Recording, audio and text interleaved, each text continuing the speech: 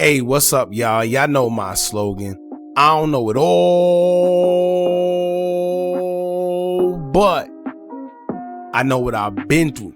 Now, before we get into this video, please make sure you head on down to Instagram and follow us on our official Instagram page at Hookah Anonymous _. We're able to be a little more explicit, a little more uncensored, and share content freely without running the risk of having our channel terminated. So, once again, make sure you head on down to Instagram and follow us on our official Instagram page at Hookah Anonymous _. We're almost at 100,000 subscribers. So if you like this video, make sure you subscribe and hit that bell so you're notified every time we drop new content. Now let's get into what you guys came here to see. Now, it's two main reasons I decided to speak on this topic.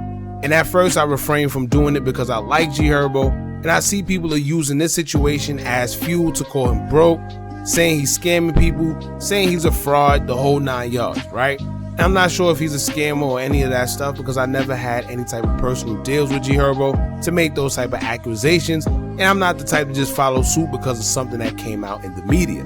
We know that whatever may be going on, it's not all the time that the media is 100% accurate, whether someone is considered guilty or innocent during a crime or whatever the case may be. Now, they may put more details that aren't true to further prosecute whoever they're talking about, or sometimes they leave things out. However, today I want to use this story as a lesson for two main reasons: to discuss the biggest misconception people have when it comes to these rappers and also these labels. One, when it comes to these rappers, this just goes to show that despite what you see rappers doing, whether it's blowing money at the strip club, splurging on jewelry, or shopping sprees at designer stores, cars, whatever the case may be, it's never really what it seems to be. However, the average person gets sucked into it and think that these artists have way more than they actually do based on what they see on social media or TV. But then number two, these labels. Most people think that these labels have your best interests at heart and they're giving you all this money because they want to see you win. So you're thinking that it may last forever due to whatever advance or good treatment you're receiving at that moment. But not knowing that the minute you aren't able to produce for the label, or you're no longer the breadwinner, or no longer doing anything that's making them money, they're done with you. And make no mistakes that by any means necessary, the labels are going to find a way to get their money from you or return on their investment and have a bunch of tactics ready to do so. So here's what happens. These artists start out young, they get this big advance, whether it's $500 to $1 million, and the label purposely does that. While the artists brag that they just got $1 million to sign to a label, that money was only in advance. The thing is, if you don't recoup that $1 million back by selling enough singles or albums or music period, you become in debt to the label.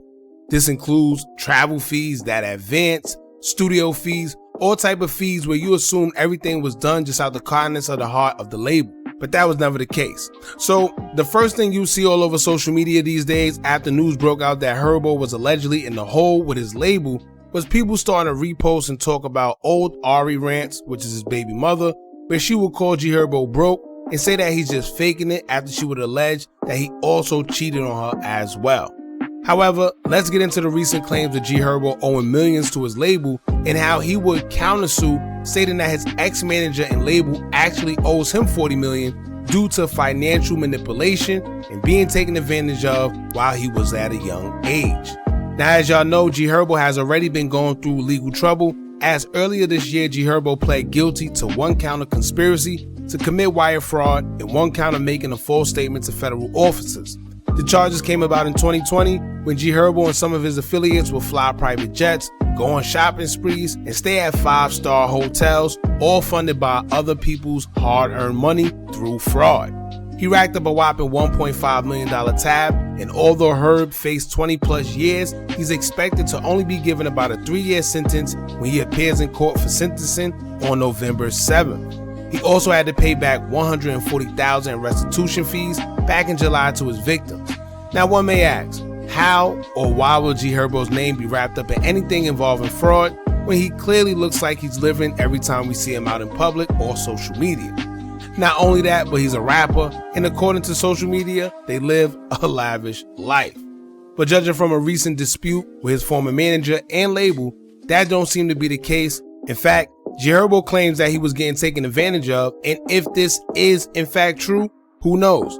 If he wasn't, maybe this is the reason he had to resort to getting involved in the fraud within the $1.5 million scheme that him and his associates is accused of committing.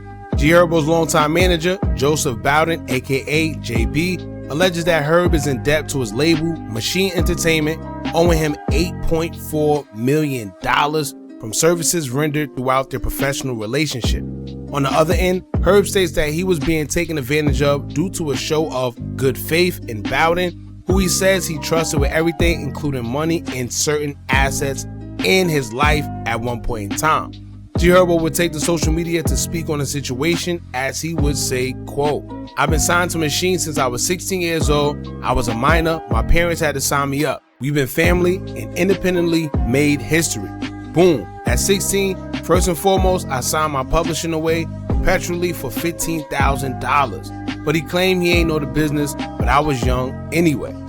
Now, before I continue, let me say this. We've seen situations like this happen very commonly all the time, where we see a lot of younger artists getting taken advantage of and signing their masters or publishing away because they don't understand the importance of it when they first get in the game. They just looking at the money in the current moment, which is the advance. Being that most young artists are straight from the hood with no knowledge of the business, they just take it with no regards. However, they see the advance as a way out the hood, and most don't even understand that the advance is just the tip of the iceberg, and plus they have to pay it back. Now, G Herbo will also go on to say, quote, "Over the years, been independent working with other labels, Sony/Red, Epic, now we're on Republic Records system. I never had a direct deal with the label. It's always been with Machine. So over the years, we started generating money. He pulled me to the side like, bro, let me run your business for you. I wasn't really business savvy, and this was somebody I trust with my life, like my brother, like a father figure. I'm your business for you, bro, all right? So from then on, he's running my business, paying my bills, staff, and everything." So what I understand from it, JB was a guy that controlled everything when it came to money-wise, and G Herbo pretty much had to go through him before he got to his own money. And when he says that he never had a direct deal with the label, it's because he signed to Machine Entertainment, but indirectly signed to other labels at the same time. The other labels he named, such as Sony, Epic, and Republic, that's not an uncommon thing, but the problem is when it's like that, you don't get to see a lot of your money, because before the artist actually gets to touch it, everybody else's pockets get greased before him, and he's the one that's actually putting in the work. All right, 42 Dugg went through the same situation, as he signed under CMG and Lil Baby's 4 Pockets Full label at the same time. It's like a joint thing that they got going on.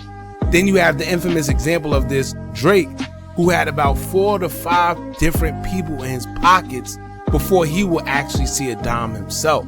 At one point, Drake was a part of like 5 different labels, because he was signed to J Prince, then it was Cash Money, then it was Young Money, then it was whichever parent label, which is the umbrella that all these other sub-labels fall under.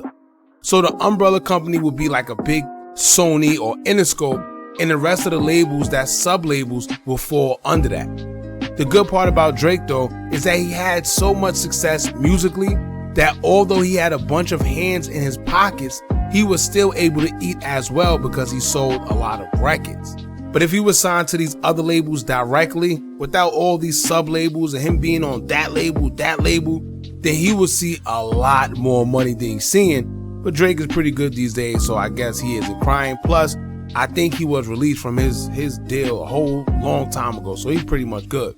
Now, G Herbo would state that him and JB did good things out of good faith, quote unquote, or so he thought. But clearly JB has came back around and is charging him for some of those same things he thought was done out of good faith as services rendered. But G Herbo isn't having it. Court documents show that G Herbo is suing JB and his label Machine Entertainment for financial manipulation after asking for $40 million in compensation. In a preliminary statement obtained by allhiphop.com, it will state, quote, "Wright is an enormously successful musician in the hip-hop rap genre, performing professionally under the name G Herbo.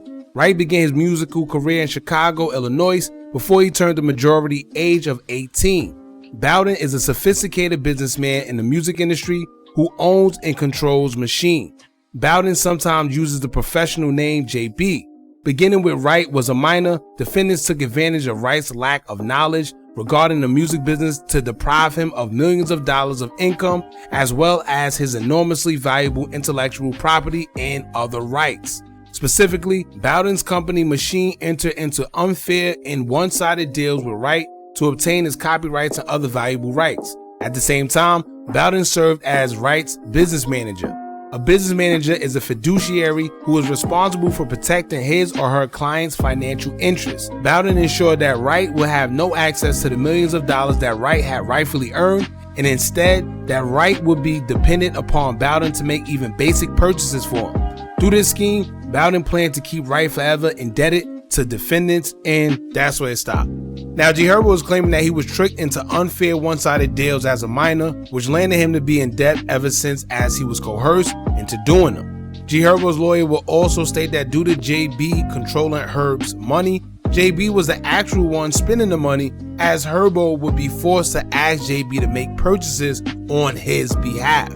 Whether it was for vehicles, rent, his mother's rent, the list goes on. However, he claims that JB deprived Herb of his own money, which was designed to prevent Herb from leaving him and working with other business managers. So with that being said, they feel $40 million is owed to G Herbo in compensation. Now, these guys will be in court disputing these matters, but with G Herbo being sentenced tomorrow, November 7th, there's no telling how things are going to play out with him fighting the case from inside. Now, as an artist, young or old, if you're not too sure about the business, one thing you should always do is audit your finances. Audit your accounts, audit the label, audit everything. That's the only way you can keep an accurate track of your money instead of trusting in other people to handle your money, because everyone in that business is greedy. And even though we was taught that putting an accountant in charge of your money is the smartest way or the safest way, however, we've learned over the years that the accountants be the main ones stealing. They're able to get away with it majority of the time because they're stealing money from you that you don't even know is coming in, because they see it first. They're the ones in charge of your accounts, so it's hard to even catch them because it's money that you don't even know about that's coming in. Then a lot of these artists are giving the lawyers and financial advisors and business managers and accountants, so they're all coming from the label itself. So you think they have your best interests at heart, but they don't, because their loyalty is to the label. You're just another artist to them. You're just another number. And at the end of the day, business is business. It's never personal, and that's how they feel. So, like I stated earlier, one of the main reasons I wanted to do this video is because we hear time after time about these artists getting taken advantage of by these labels and managers and accountants and so forth and so forth. Yet, they don't find out until it's too late later on down the line. Their publishers is sold, their masters is sold, everything is just done, the money's gone.